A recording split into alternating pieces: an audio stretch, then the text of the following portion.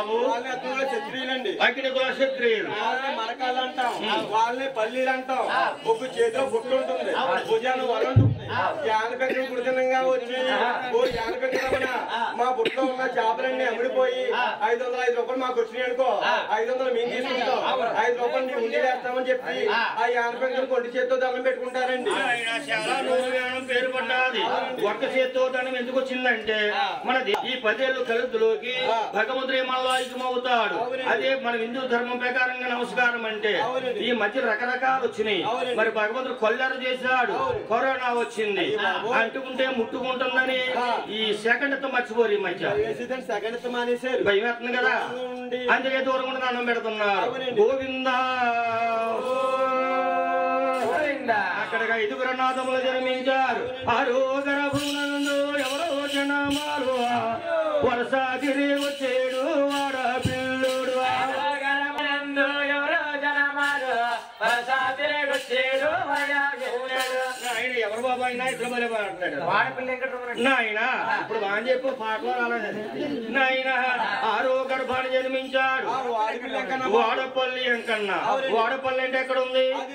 రావులపాలు గోపలంక చేరుపులో ఉందండి. చిన్నవాడపల్లి.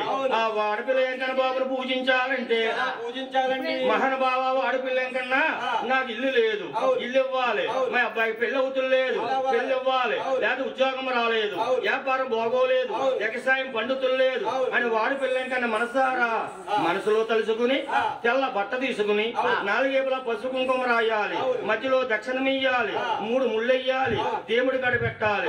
7 శనివారాలు విడకుండా వెళ్ళాలంటే వాడపల్లి. 8వ వారం మానేసి 9వ వారం వెళ్ళి స్వామికి అభిషేకం చేయించుకోవాలి. పెళ్ళంటే ఇల్లంటే ఉద్యోగం అంటే 7 శనివారాల దేవుడు వాడపల్లి ఎంకన్నా చాలా దూరం పేరు పడ్డాడండి. మన వెంకన్న బాబు ఎలా ఉన్నాడయ్యా ఫోటోలో? ఓ చెయ్యి అభయం ఇస్తుంది, ఓ చెయ్యి మొక్కల దాకా చూపించింది. ఈ అభయం ఇచ్చే చెయ్యి ఏమిటంటే నన్ను మనసారా నమ్మండి, మీ కష్టాలు నేను చూసుకుంటాను.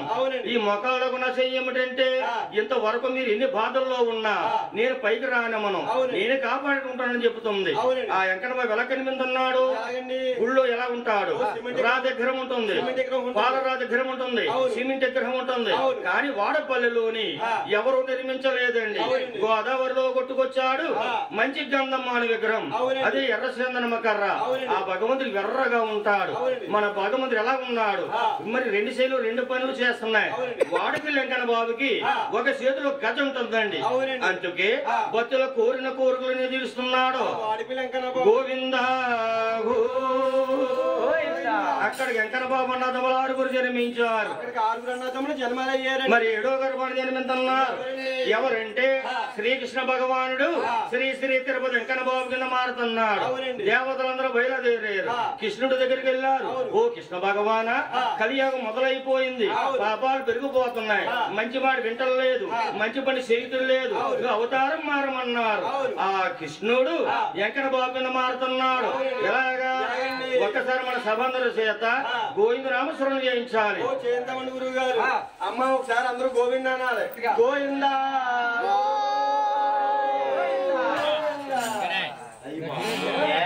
గోవిందా ఇంకా నయ్యు గురువు గారు గోవిందనమంటే మగవారు ఉన్నారే, ఒక్కసారి గోవిందనమంటే 2 సార్లు గోవిందా గోవింద అనుకుంటున్నారు. ఈ ఆడవారు ఉన్నారే భలేగంటున్నారు. ఏమన్నారు? పోయిందో పోయిందో పోయిందో బాబు. ఇవాళ భోజనాలు పోయినాయా, టిఫిన్లు పోనీయా? నాటికలు పోనీయా? ఏం నాటికలో బాబు? నాటికలు పోయి దీనంగా కూర్చున్నారండి.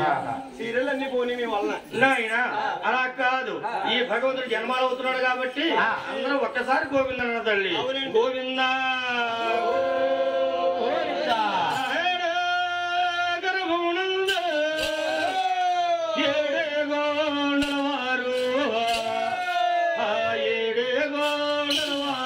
స్వామి జనమాలో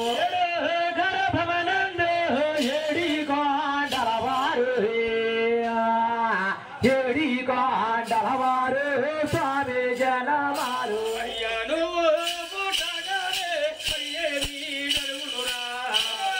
అడ్డాలో గోవిందన్నారు.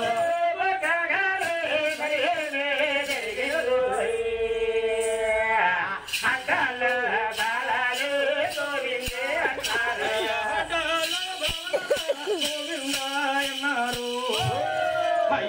మాకేటే పది పాపలరా గోవిందన్నారు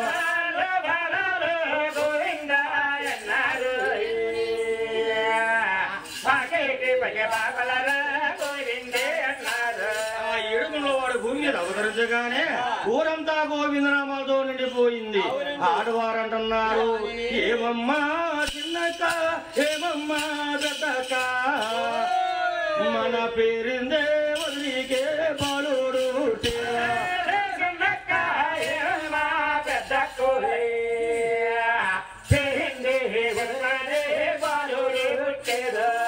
మన పేరు దేవతనికి బాలుడు కాదట నరుడు కాదట సుశోధమేటే ఇళ్ళొద్దమేటే అక్కలందరూ రొక్కంగా కూడి పేరుందే గారు పేటకు సక్కొచ్చారు.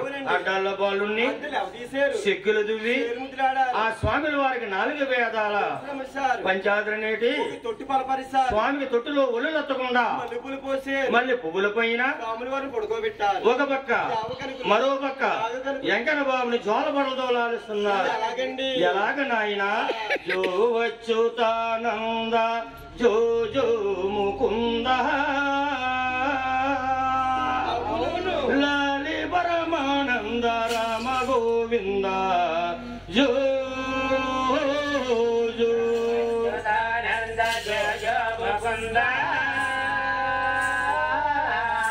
లాలి పరమానంద రామ గోవింద ఏడవకు ఏడవకు ఎడు వెంకటేశ ఏడిస్తే నిన్ను మేము ఎత్తుకోలేము జో జో వెంకటేశ ఏడిస్తే నిన్ను ఎత్తుకోలేమా ఆవుల పాలు పూనిగా తాగి పూనిని ధరించరా ఓ శ్రీనివాస జో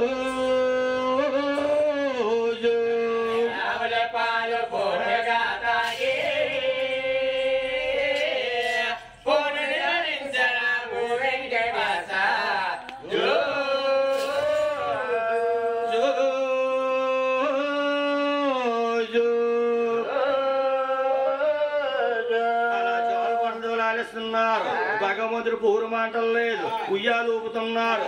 ఎలాగయ్యా ఉగోసేమి అమ్మ ఊరు గెలిచిని పుత్రపారాజులతో గెత్తాని గెలియా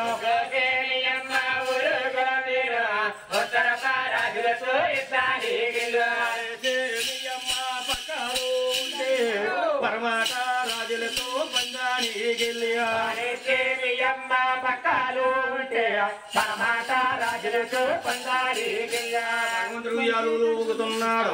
అంతా ఇంత 5 ఏళ్ల వయసు వచ్చింది. 5 ఏళ్ల వయసులో భగవంతుడికి ఊసిపోతే 5కి వెళ్తాడు. అబ్బాయిని కొడతాను ఈదికి వస్తాను వీళ్ళ అమ్మాయిని కొడతాను ఇంటి మీద పెట్టేసి అమ్మా 5కి వెళ్తాను ఆ అబ్బాయిని కొడతాను ఈదికి వస్తాను వీళ్ళ అమ్మాయిని కొడతాను ఇంటి మీద పెట్టేసి ఈ పొక్కుతుంది చెప్తారు నడువు ఇరిగిపోతాడు. ఇలా నా జనంలోకి ఎందుకు రా బాబు ఇలా ఎంతలా ఉన్నాం అంత భయపెంచడానికి ఎంతలో ఇరిగిపోతే బాబు బాబు నిజంగా పెట్టేయమంటే నిజంగా పెట్టేసేస్తారా? ఒక బెడ్ కాదు 2 బెడ్లు ఇద్దరు వచ్చారు. ఎందుకేమన్నావు బాబు? నిజంగా మీరు బెడ్ వేయాలనుకోండి ఇక్కడ కాదండి నా తిరుపతి వెళ్ళి నా 7 కోట్లు ఎక్కి అక్కడ మీకు లేదంత పెద్ద బండ ఇచ్చుకుని నా ఈపి వేశారనుకోండి పిండి గుండా బూడిద రాలిపోతుంది. ఎందుకు బాబు? నా పేరంటే ఎలాగనుకున్నారు? ఓ ఆనపోత ఎట్టుకున్నారు అనుకోండి గుమ్మడికాయలు కాస్తుంది గుమ్మడి పోతకి ఆనపకాయలు కాస్తుంది కొబ్బరి చెట్టుకి కొబ్బరికాయలు కాస్తుంది కొబ్బరి చెట్టుకి కొబ్బరికాయలు కాస్తుంది. ఎందుకు బాబు? మా ఇంటికాడ 4 కొబ్బరి చెట్లు ఉన్నాయి బాబు. కొబ్బరికాయలు కాయ 30 రూపాయలు అయిపోయింది అంటే చూద్దామంటే కనబడదు పరమభక్తులకు కనబడుతుంది. మీరు చెప్పేది ఏమిటంటే ఈ భగవంతుని ఎవరైనా సరే మనసారా ఆరాధించాలి, మనసారా కొలవాలి, మనసారా నమ్మాలి. వాళ్ళు చిన్న సంవత్సరం కనపడుతుంది చూడు పూరు గొడుసు దాన్ని బొబ్బ చెట్టు అంటే అంత చిన్న సంవత్సరం అయినా సరే ఎంతో పైకి ఎదగదీస్తాడు. అది 700 మేడున్నా ఎన్ని కోట్లున్నా దీన్ని నమ్మినట్టు నటింతే మరి అన్యాయంగా పూజలు చేస్తే ఎంత పై ఉన్నవన్నీ అట్టబాతం లోకానికి అదన్నమాట. అందులో ప్రమాదం. గోవింద అంతేనాయన 5 ఏళ్ల వయసయ్యా నీకెళ్ళి నాది నిన్న 12 ఏళ్ళు నిండు ప్రాయమా వయసయ్యా నీకెళ్ళి నాది నిన్న 12 ఏళ్ళు నిండు ప్రాయము. 7 గడుచుకుంటా వస్తుంది. నిండా 12 ఏళ్ళు ప్రాయం వచ్చింది. 12 ఏళ్ల ప్రాయంలో స్వామి భగవంతుడికి ఏమి ఊసిపోతే ఒక ఊసా ఇండియల మధ్య ఇచ్చుకుని ఊరవతల చెరుకొట్టుని కాస్తున్నాడు. ఎందుకు అనుకున్నా మన ఆడవారు ఉన్నారా మంచి రేవు కాడికి వెళ్తుంటే వెళ్ళే బాండోకి వచ్చే బాండోకి బెజ్జాలు పెడుతున్నాడు. పానీ కారుతుంది. అంటే మాది చిత్తూరు జిల్లా కాబట్టి మేము హిందీ మాట్లాడతాం కాబట్టి మేము పానీ అంటాం. అదే మీరు నీరు అంటారు. వచ్చే బాండోకి బెజ్జాలు పెడుతున్నాడు. ఆడవారు నీరు మోసుకోలేకపోతున్నారు. ఏమేసి నక్క 7 అన్నాతమ్ములు 7 ఉన్నారు. అందులో 6 అన్నాతమ్ములు ఉంచిన బుర్ర ఏ వీధి వెళ్తారు ఎవరికీ తెలియదు. ఆ 7వ వాడు ఉన్నాడు. ఆ చిన్నవాడు ఉన్నాడు. నా శివుడు ముక్క నాది బంగారు ముక్కు. బంగారం అన్నవాడు నరుక్కోబట్టిపోతాడు ముక్క అక్కడికి. బంగారం చాలా రేట్ అయిపోయింది నాయన. ఆ వెంకన్న బాబుకి 7 కాలం మందిని కన్యని చూసి పెళ్లి చేస్తారా లేదని ఆ కన్న తల్లి గారికి నిద్రలు మోస్తున్నారండి. కానీ కొద్దాం పదండి పదండి పదండి అప్పుడు నిద్రలు మోస్తున్నారు. దానికి అర్థం ఏంటంటే మన వాళ్ళు అనుకోవచ్చు వెంకన్న బాబుకి 12 ఏళ్ల ప్రాయం వచ్చిందా 12 ఏళ్ల ప్రాయంలో పెళ్లి వయసేట అనుకోవచ్చు. ఆ రోజుల్లోనండి అబ్బాయికి 12 సంవత్సరాలు అమ్మాయికి అయితే చిన్నప్పుడు పెళ్లి చేసి అమ్మాయిని అమ్మాయి ఇంటికి పంపేవారు. ఆ వయసు వచ్చాక కన్వా కార్యక్రమం అంతా నడిపేవారు. అప్పుడు పెళ్లిళ్ళు మరి ఇప్పుడు పెళ్లిళ్ళు ఎలా జరుగుతున్నాయి? ఇప్పుడు ఇంకా చిన్న వయసులోనే జరిగిపోతున్నాయి. చిన్నప్పుడు పెళ్లి చేస్తున్నారు ఈ మధ్య. అబ్బాయికి నాయన అబ్బాయికి వయసు ఎంత వస్తుంది ఇప్పుడు? ఇప్పుడు అబ్బాయికి అయితే 40 రావాలండి. 40 చిన్న వయసు అంటే 40. అమ్మాయికి 35. అంత వయసు ఎందుకు వస్తుందిరా? వయసు కంటేనండి ముందు చదువులు అవ్వాలండి. చదువులు అయిన తర్వాత ఉద్యోగాలు రావాలండి.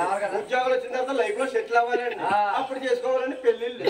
అది అప్పుడు ఎవరికి ఏం చెప్పక్కర్లేదు. ఆ వస్తే పెళ్లి చేసుకుంటే ఎవరేం చెప్పాలి?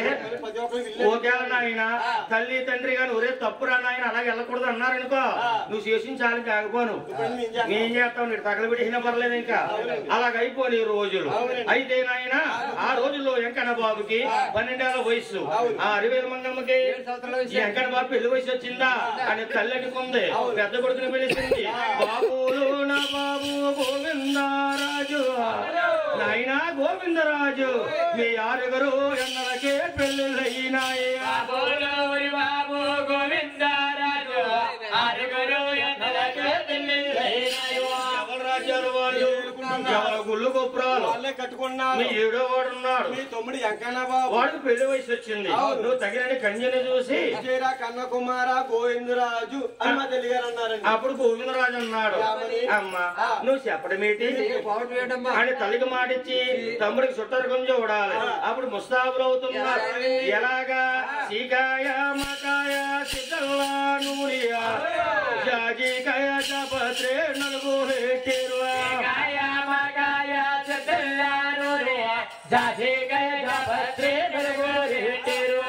అడుగులు పెట్టారు. సన్నీల స్థానాలు పట్టు మంచిలు కట్టుకున్నారు. విసిరేటే చేతులకే వీరా కడియాలు బాబైనా చేతులకే దండ కడియాలు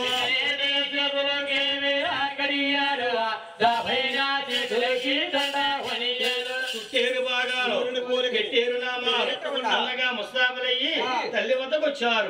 అమ్మా ముస్తాబులయ్యా నీకు తగిన కోడలు తీసుకొస్తాం నువ్వు 7 చేలకన్నామండి. ఆ రోజుల్లో ఏ పిల్లలైనా బయటకు వెళ్ళినప్పుడండి తల్లి ఎదురొచ్చేది.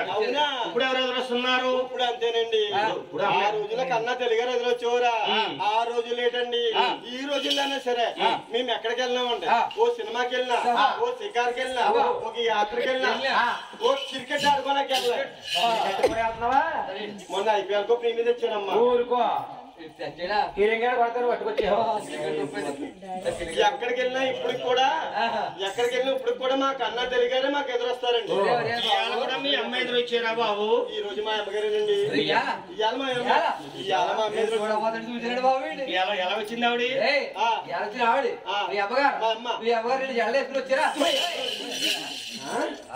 మా అమ్మ కుర్చీని పైకి లేకలేకపోతుంటే 2 జల్లు ఎత్తదమ్మా.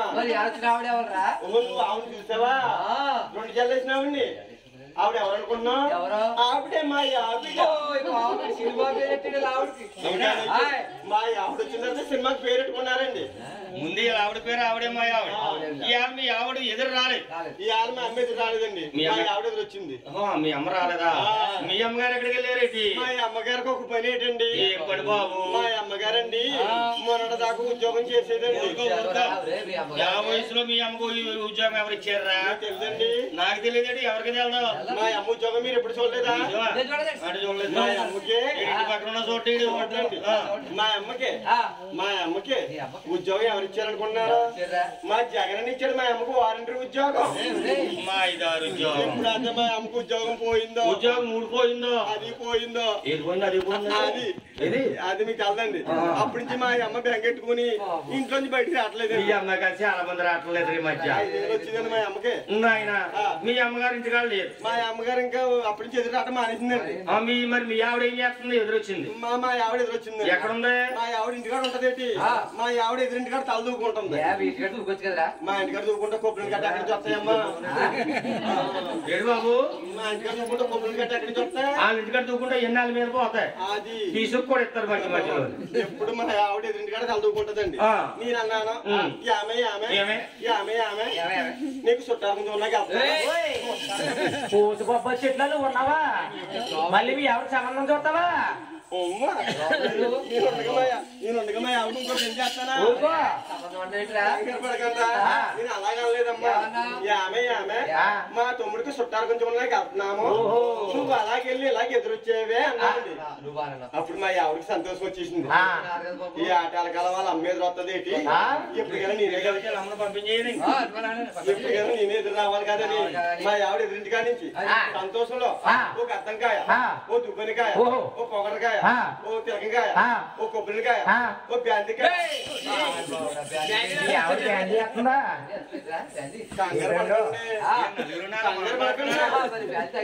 బ్యాంతి తాగితలేదు. మా ఆవిడ బ్యాంతికాయలో కొబ్బరి వేసుకోండి. ఈడు తగలేసినా పర్లేదు. ఇప్పుడు చేస్తున్నాడు మా ఆవిడ చాలా పొదుపండి. మీ ఆవులు ఆట ఆవులు ఉంటే చాలా మంది నీళ్ళు ఆటలు తయారవుతారు. మా ఆవిడండి చాలా పొదుపండి. మా ఆవిడ ఏం చేస్తుందంటే, ఆవిడండి మీరు ఎంత తాగినా పర్లేదు, ఎంత దొల్లేసినా పర్లేదు, కాయలు మాత్రం పాడేయకండి, పట్టుకొచ్చేయండి. అది ఎప్పించారు దానికి. కాయలు 2 రూపాయలు ఈడు తగిలడిపోయినా ఈడు ఆరోగ్యం పోయినా పర్లేదు. మా ఆవిడ అనుకుంటుంది ఇది మా ఆవిడ సవరం అండి. సవరం పెట్టుకుంటుందా మీ ఆవిడ? దులుపుతున్నావేట్రా? మా ఆవిడ సవరం దులపపోతే పెసరబద్దల్లాగా ఉంటాయండి పేలు. కూర్చుకొని దాక్షారం కాకినాడ ఆటోలు తిరిగినట్టు తిరిగేస్తాయండి. ఈ ఫ్రీ బస్సు వచ్చిన ఆటోలు పని కాలిగా తిరిగేస్తాయండి. మా ఆవిడ సవరం సంకర వేసుకుని నాకు ఎదురు వస్తుందండి. రానంటూనే చిన్నదో. ఏమండి మీరు మీ తమ్ముడికి చుట్టారు కొంచెం ఉన్నాక వెళ్తున్నారా? మీరు క్షేమంగా వెళ్ళి లాభంగా తిరిగి రండి.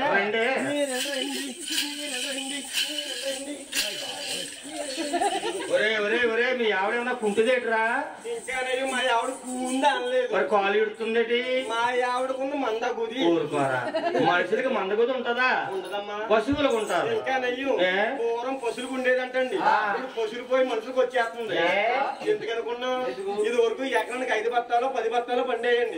ఇప్పుడు ఎకరానికి 50 బత్తాలు పండాలని 2 బత్తాలు వేయాల్సిన పిండి 10 బత్తాలు వేస్తున్నారు. 4 ట్యాంకులు కొట్టవలసిన ముందు 10 ట్యాంకులు కొడుతున్నారు. ఈ ముందు పెట్టేసి తిన్న అన్న తర్వాత ఆడవారికి ఏమో మొక్క చెప్పులు అరిగిపోతున్నాయి, మొగోళ్ళకేమో నడుము పొట్లు వచ్చేస్తాయి.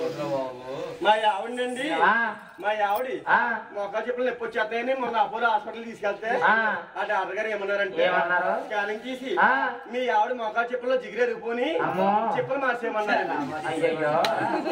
సులువుగా మార్చేస్తున్నారు. మంచి మందులు మాకులు లేవు. ఇంకా 2 లక్షలు అవుతుంది ప్లాస్టిక్ చెప్పులు అలా అయిపోయిందండి. అయితే నాయన అలాంటి బెదిరి కాదు. ఎక్కడికి వెళ్ళినా కన్నా తల్లి గారే వచ్చేవారు. ఆనాడు తల్లండి నిండి బిందులతో చెమ్ములతో 7 శేలకల్లా కన్న కొడుకులు దేవింది.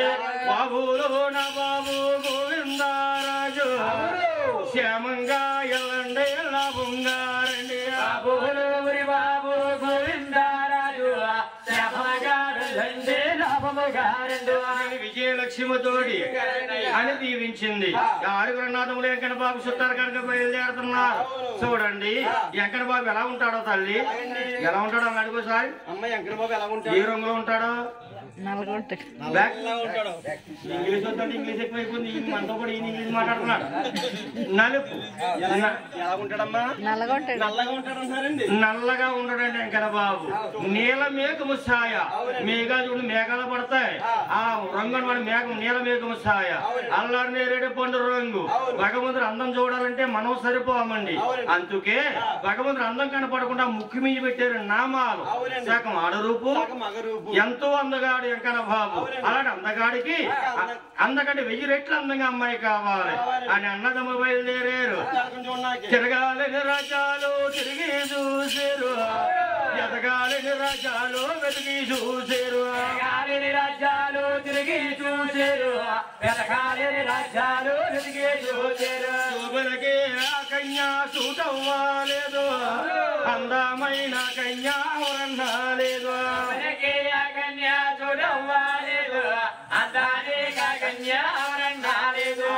ఒక చోటకి చేరారు. చెప్పుకుంటున్నారు ఏమిరా చిన్నయ్య పెద్దన్నయ్య మంగాది ఎక్కడ అమ్మాయి కుదురుతులేదు. మనం వచ్చిన ఏళ్ళ కానీ మనం వచ్చిన గడియలు కానీ మన ఇంటికి వెళ్ళిపోతాం. మళ్ళీ మన ఇంటికి వెళ్ళిపోయి మళ్ళీ మోతారెడ్డికి వద్దాంరా తొమ్మిదారని 6 అన్నదమ్ములు కూడా తిరిగి బయలుదేరాం. మళ్ళీ మొగమటి వస్తున్నారు. వచ్చే దారిలో దైవ భోగము చేత కారణమ చేత అందమైన కోనేరు కనబడ్డాది.